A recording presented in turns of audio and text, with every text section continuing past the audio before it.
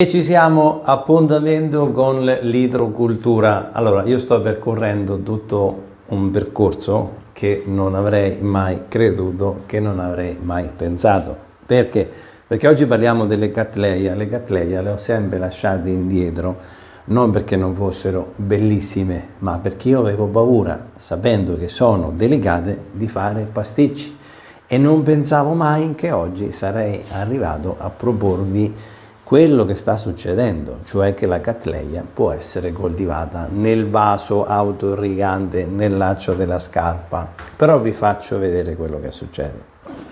Allora, questa è la Cattleya che abbiamo preso, Cattleya maxima, ok? Questo che vedete davanti è la trappola cromatica per i moscerini, per gli afidi, per i tripidi, per tutto quello che può dare noia. Allora, io ho fatto questo tipo di lavoro. Guardate che le radici pescano dentro l'acqua. Allora, questa Cattleya che voi vedete, non l'ho saputa coltivare in vaso e tantomeno pensavo che questa Cattleya si potesse coltivare nella lana di roccia. Adesso vi spiego, vi porto al perché e il per come. Quando l'ho presa, questa Cattleya maxima, non l'ho saputa gestire ed è andata in sofferenza dal punto di vista radicale e l'ho messa nella lana di roccia che voi vedete qua. Guardate che qui c'è acqua di rubinetto, non c'è concime, non sto dando concime, tutt'al più una vaporizzata alle foglie sopra con lo spruzzino. Quindi considerate quello che state vedendo, non è un miracolo. Queste radici sono uscite da sotto il vaso, pescano nell'acqua di rubinetto che sviluppa 320 microsiemens, nessuno sta dando concime. Lo darò, lo metterò nel vaso di riserva, sicuramente quest'estate qualcosa farò, non posso farle vivere semplicemente con l'acqua. Perché funziona tutto questo gioco? Sto nella mansarda perché con i lavori in corso che voi vedete qua non riusciamo più a trovare pace né io né le mie piante. Però perché ha funzionato con la Cattleya? La Cattleya non può essere coltivata in questo sistema perché le radici sono tra le più difficili, altro che quelle delle Phalaenopsis. La Phalaenopsis beve e poi marcisce. Questa marcisce direttamente. Come è potuto succedere il tutto? È successo semplicemente perché ho ordinato da Evoplante la lana di roccia a cubetti, l'ho tirata fuori dal sacchettone, andava lavata? Sì, andava pulita? Probabilmente. Non l'ho fatto. Ho preso il vaso, ho tirato fuori quindi questi quadratini di lana di roccia messi nel vaso, ho messo il laccio, il nastro sbiego, quello che parte da un lato, scende sotto, gira e ritorna su dall'altra parte. Il laccio biego parte da un lato, gira sotto, eccolo qua, arriva fino a giù da piedi e risale su da quest'altro lato. Quindi da questo lato scende giù, vedete, fa tutto quanto il giro, fino a risalire su dalla parte opposta. Scende giù, gira sotto e ritorna su, ritorna dentro da qualche parte, qua non lo so da che parte ritorna. Quindi quando l'ho messa in questa situazione, la lana di roccia era completamente asciutta. Facciamo una considerazione, il nastro biego tira su tantissima acqua rispetto al cordoncino per idrocultura, quello che trovate su Amazon, questo tira su tanta più acqua. Però se voi andate a svasare questa Cattleya, non sono tutti bagnati questi cubetti di lana di roccia ed è qui la mossa vincente, perché non sono tutti quanti bagnati e il nastro biego sta messo al lato del vaso. Quindi questo qua probabilmente starà un pochino più interno, eccolo qua, forse si vede qui, il nastro biego si vede qui, che poi finisce sopra qua. Quindi il ragionamento è che questi cubetti di lana di roccia non sono tutti bagnati, ecco perché permette il passaggio dell'ossigeno, perché se io li avessi messi nel vaso tutti quanti bagnati, la Cattleya me l'avevo già giocata. Quindi per ogni tipologia di orchidea dovete utilizzare un sistema del laccio che funzioni, perché non tutte sono uguali. Voi chiederete, potrebbe funzionare anche con l'argilla? Può darsi, probabilmente sì, non ce l'avevo, non ho fatta la prova. La stessa cosa, l'argilla, se la dovessi mettere dentro, assolutamente asciutta, mettete il nastro biego, in questo caso il nastro biego essendo più largo tirerà su più acqua, non si bagnerà tutto il substrato, quindi le radici avranno, e questa è la cosa fondamentale, lo scoop, le radici avranno parti bagnate, parti asciutte, parti con più umidità, parti con meno umidità. Quindi il sistema del vaso autoirrigante, in questo caso qui, autoirriga non tutta la superficie del substrato.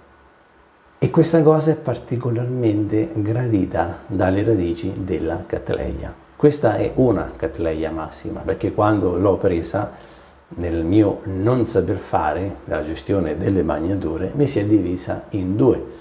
Quella che avete visto oggi ha le radici che sono scese, quindi era una Cattleya in recupero per mia difficoltà di gestione delle bagnature, non sapendo fare con la Cattleya.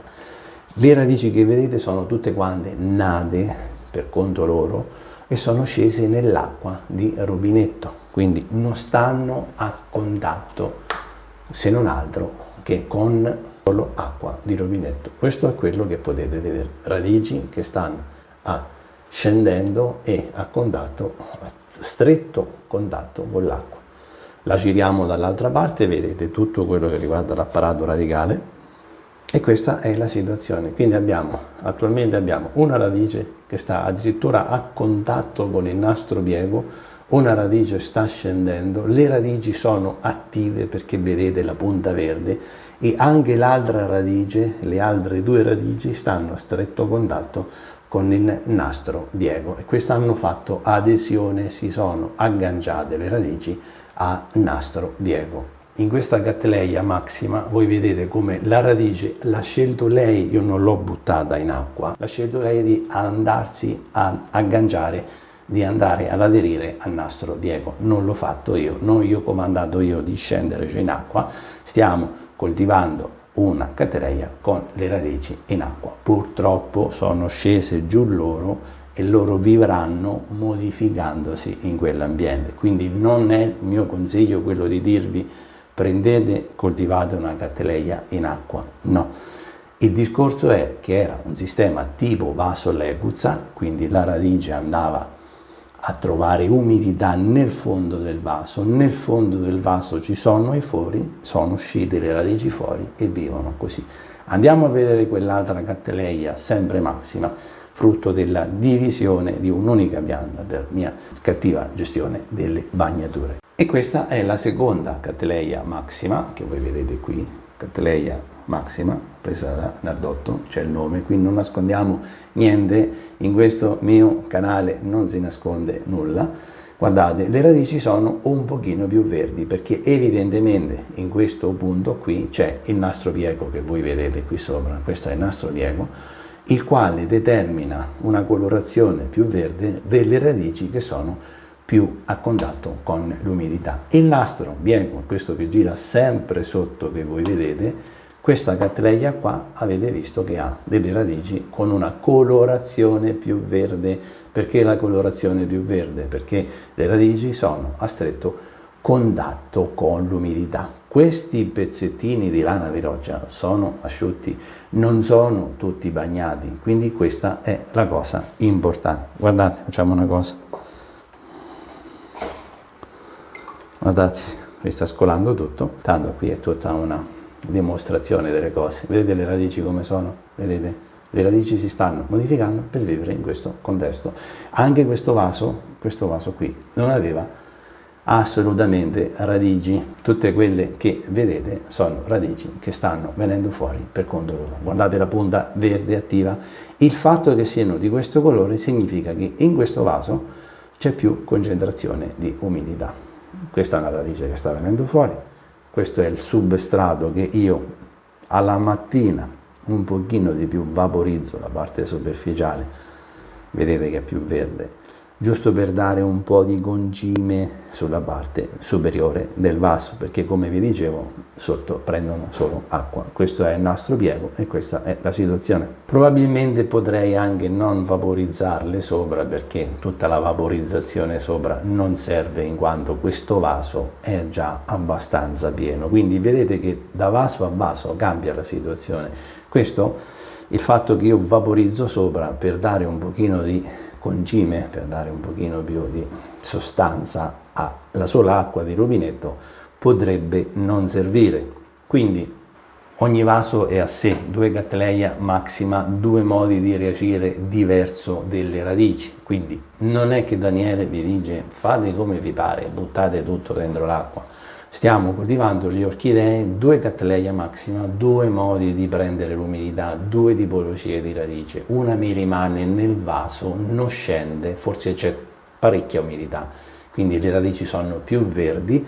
L'altra, per come è impostato il laccio, l'umidità ce n'è di meno, la radice sta cercando umidità sotto. Quindi ogni vaso è a sé, 2 Cattleya massima coltivate nello stesso sistema, 2 modi di reagire delle radici nello stesso posto, nello stesso ambiente. Tutto si può fare. Queste non sono radici sofferenti, sono radici che non asciugano, quindi mantengono sempre una colorazione più verdina.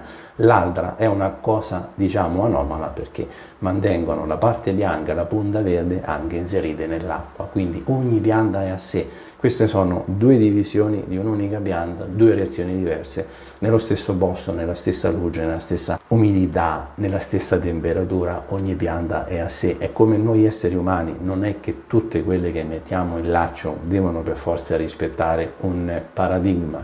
Dobbiamo osservarle, dobbiamo parlarci, dobbiamo comunicarci. Non è il discorso del laccio un modo di dire via, facciamolo funzionare così, buttiamole dentro e chi se ne importa. Ogni orchidea va osservata, si può fare tutto, si può fare con la Cattleya, e io non avrei mai pensato oggi di arrivare al 14° episodio di farvi vedere le Cattleya in queste condizioni.